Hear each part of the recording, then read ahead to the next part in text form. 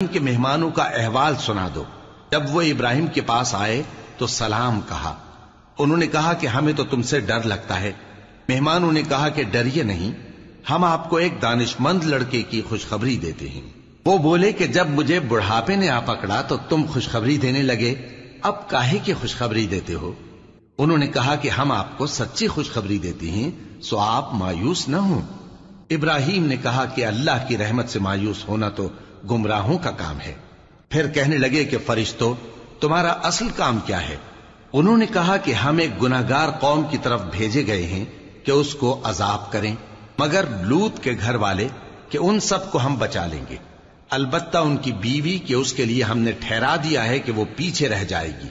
پھر جب فرشتے لوط کے گھر آئے تو انہوں نے کہا کہ تم تو ناآشنا سے لوگ ہو۔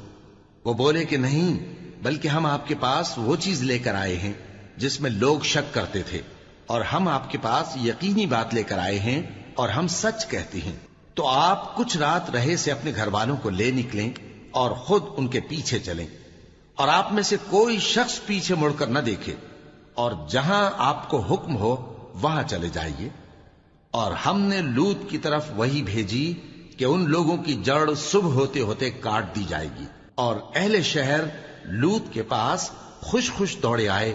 لوط نے کہا کہ یہ میرے مہمان ہیں، کہیں ان کے بارے میں مجھے رسوا نہ کرنا، اور اللہ سے ڈرو اور میری بے آبروئی نہ کرو۔ وہ بولے، کیا ہم نے تم کو سارے جہان کی حمایت و طرفداری سے منع نہیں کیا؟ انہوں نے کہا کہ اگر تمہیں کرنا ہی ہے تو یہ میری قوم کی لڑکیاں ہیں، ان سے شادی کر لو۔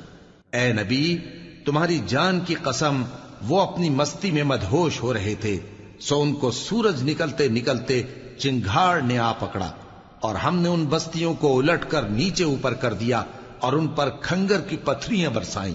بے شک اس قصے میں اہل فراست کے لیے نشانی ہے، اور وہ بستیاں اب تک شام جانے والے سیدھے رستے پر موجود ہیں۔ بے شک اس میں ایمان لانے والوں کے لیے نشانی ہے۔